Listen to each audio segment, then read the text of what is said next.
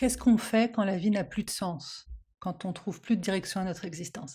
Aujourd'hui, je vais vous parler de Viktor Frankl qui a essayé de répondre à cette question et c'est passionnant et c'est très pertinent dans le cadre d'une psychothérapie. Je vais vous parler du coup d'une patiente que j'ai vue il y a un certain temps déjà.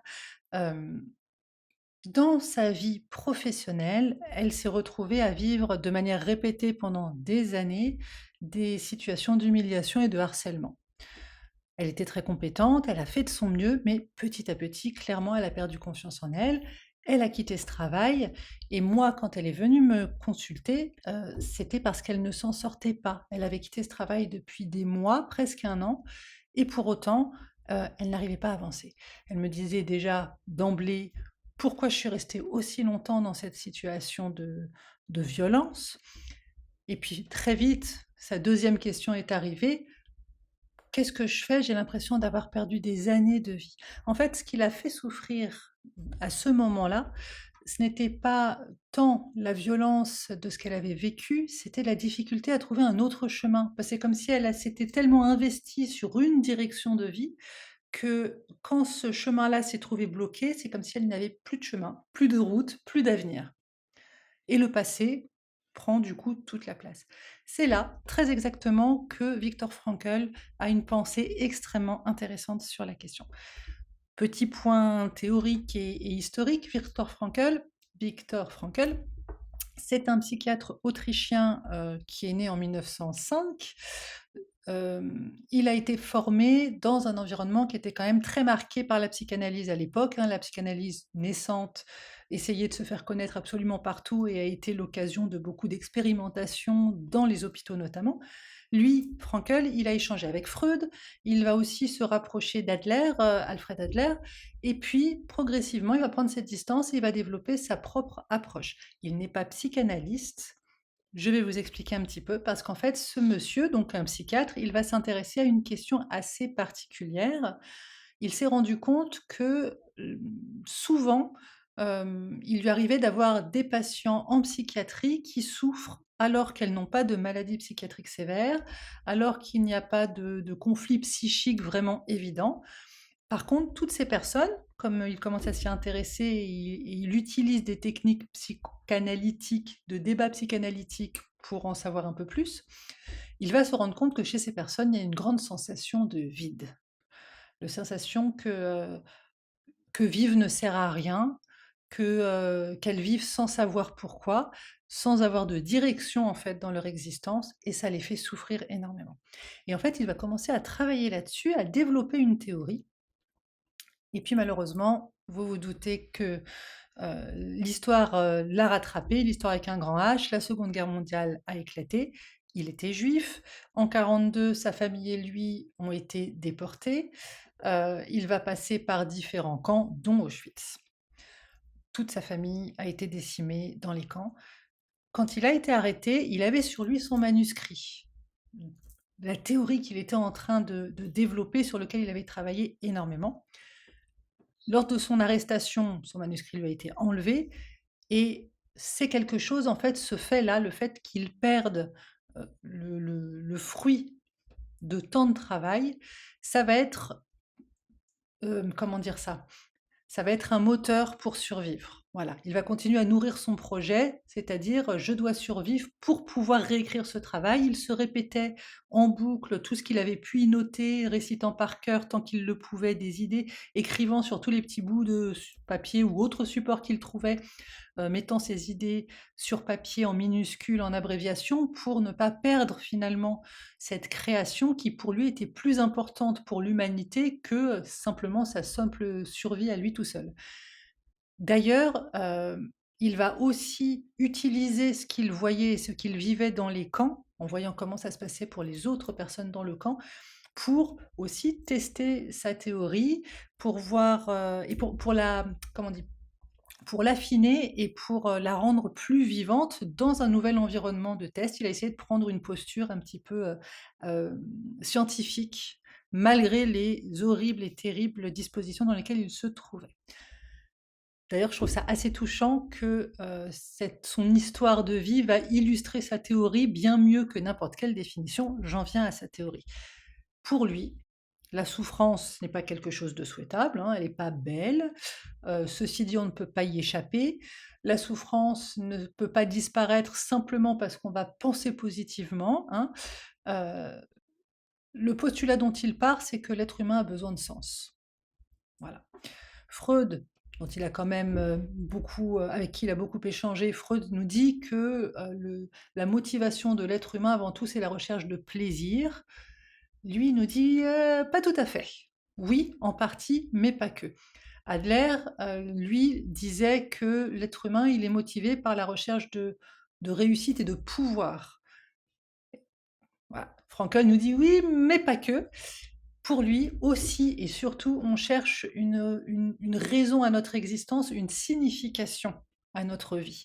Et quand cette signification-là, elle disparaît, alors apparaît une souffrance très particulière que Frankl appelle le vide existentiel.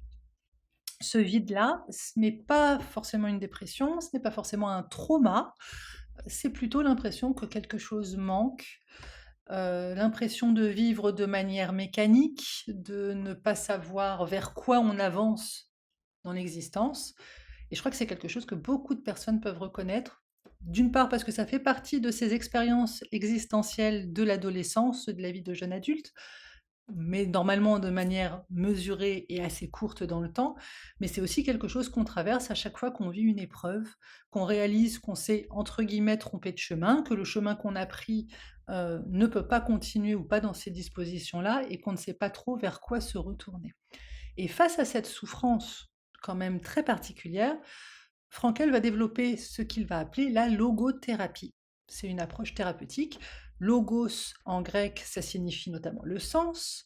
L'idée pour lui, ce n'est pas de dire à quelqu'un quel devrait être le sens de sa vie. Au contraire, pour lui, le sens ne peut pas être donné par l'extérieur, il doit être découvert en nous. Il doit être construit en nous aussi. Et donc, ce qu'il crée, la logothérapie, c'est une thérapie qui nous cherche, qui nous qui nous qui nous cherche, qui cherche à nous donner, hem, des questions et non pas des réponses, qui cherche à nous faire réfléchir à ce qui est le plus important pour nous en tant qu'être humain.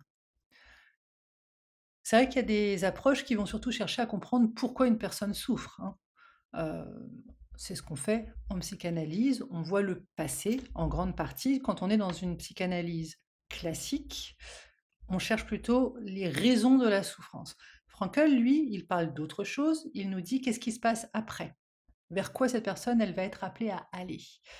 Donc autrement dit, il ne s'agit pas de regarder ce qui dans le passé a produit de la souffrance, mais aussi de trouver une direction et de retrouver une direction lorsque la direction de vie a été perdue. Et pour Frankl, cette direction, elle peut être trouvée de plusieurs façons. Et c'est là où ça devient intéressant et où c'est source de débat aussi un petit peu pour les personnes qui n'ont pas vraiment lu Frankl. Parce que oui, j'ai pas terminé mon histoire sur les camps de concentration, il a survécu. C'est comme ça qu'on a pu avoir la logothérapie qui nous est arrivée jusqu'ici.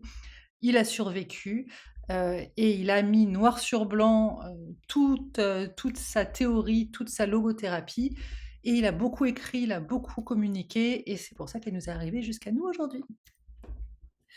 Donc, il nous propose 3 chemins différents.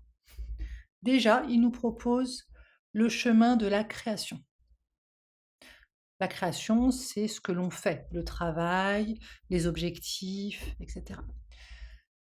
Il nous propose, le chemin de la transmission. Il nous propose le chemin de la relation qu'on tisse avec les autres, l'amour, l'amitié, des relations qui nous tirent vers le haut, et cetera. Il nous propose, heu, aussi le chemin de l'art, de la beauté avec un grand B. L'amour, l'art, les rencontres qui vont nous donner, qui vont donner un goût particulier à l'existence. Et puis, il va nous donner une voix qui est souvent peu connue, ou du moins peu comprise. Il va nous dire que notre levier, c'est aussi la manière dont on fait face à ce qui ne peut pas être changé. On vit des choses, ça vient de l'extérieur, on ne peut rien y faire. Comment est-ce qu'on réagit face à ça? C'est là où Frankl a quand même suscité beaucoup de débats, parce que je pense que sa pensée a été mal comprise, a été un peu simplifiée, dans le sens où on pourrait lire dans cette phrase que, quoi qu'il arrive, il suffit de changer de regard et du coup, on souffrirait moins. C'est pas du tout ce que dit Frankl. Quand on le lit dans le texte, hem, il nous dit au contraire, enfin, comment dire? La psychanalyse ici va nous apporter de la nuance en fait. Parce qu'avec Freud, comme vous le savez, on apprend qu'on n'est pas totalement maître de nous-mêmes, hein. On a des blessures, des conflits internes, des traumatismes, des modes de défense et que tout ça, ça limite énormément notre liberté et notre capacité à choisir librement. Une personne qui est sous emprise, elle ne reste pas sous emprise par volonté. Une personne qui est déprimée ne souffre pas parce qu'elle manque de volonté. Une personne traumatisée, n'a pas des réactions de son corps et de son esprit uniquement parce qu'elle n'a pas la volonté de, de contraindre, ses réactions. Bref, ça, c'est ce que la psychanalyse classique nous rappelle. Nos capacités, déjà, on n'a pas tous les mêmes à la base, et même quand on a des capacités, eh bien, temporairement, ces capacités-là, elles peuvent devenir inaccessibles et ça ne dépend pas de nous. C'est un fait. Mais là-dessus, Frankl va apporter quelque chose de très intéressant, je trouve, et de très nuancé, parce que la psychanalyse, elle nous aide à comprendre ce qui nous a construit inconsciemment. Frankl, lui, il va nous proposer avec sa logothérapie de regarder vers ce qui nous appelle. Pas seulement d'où on vient, mais aussi vers où on va. Et c'est là, je trouve, que ces deux approches dialoguent. C'est pour ça que je ne pratique pas une psychanalyse stricte au sens freudien. Bien entendu, l'histoire ne suffit pas à comprendre et à savoir ce qui va se passer dans le reste de notre vie. Mais chercher une direction, ça peut être aussi difficile quand on a des blessures qui agissent dans l'ombre et qui influencent notre quotidien et nos capacités. Donc, si je reviens à cette patiente dont je vous parlais au début, c'est important de comprendre pourquoi elle est restée si longtemps dans cette situation, quels étaient les mécanismes inconscients à l'œuvre, quelles étaient ses peurs, quelles étaient ses loyautés, toutes ces blessures qui ont fait que le départ de ce travail, de cette entreprise où elle était si mal considérée, était quelque chose d'extrêmement difficile pour elle. Certes, ça c'est un travail qui est essentiel. Mais une fois qu'on a compris ça, ça ne suffit pas. L'autre question, c'est maintenant qu'elle est partie, qu'est-ce qu'elle va choisir comme direction? Qu'est-ce qu'elle va donner comme sens à sa vie? Qu'est-ce qui lui appartient? Qu'est-ce qui mérite d'être investi? Qu'est-ce qui mérite d'être aimé? Qu'est-ce qui mérite d'être construit? Et c'est à cet endroit-là, je trouve que la pensée de Frankl, elle rejoint le travail thérapeutique tel que moi je le conçois, parce que il faut comprendre ce qui nous a façonné, il faut reconnaître ce qui nous a blessés, ce qui nous a influencés, il faut mettre du sens sur notre histoire, mais il faut aussi retrouver la possibilité de nous tourner vers l'avenir. Parce que le passé, il est là, hein, on ne va pas l'effacer. On est déterminé par tout un tas de trucs sur lesquels on n'a aucune prise, donc on ne peut pas juste effacer nos déterminismes, hein, on ne va pas les nier. Mais par contre, ce qu'on peut faire, c'est justement travailler pour que notre existence ne soit pas seulement organisée autour de ce qu'on a subi. Et c'est ça que Frankl nous dit en fait. Il nous dit qu'on ne choisit pas ce qui nous arrive, mais par contre, on peut petit à petit, très progressivement, retrouver une manière très singulière d'habiter notre vie, d'habiter le monde, malgré des choses de notre passé qui ne se sont pas déroulées comme on l'avait prévu.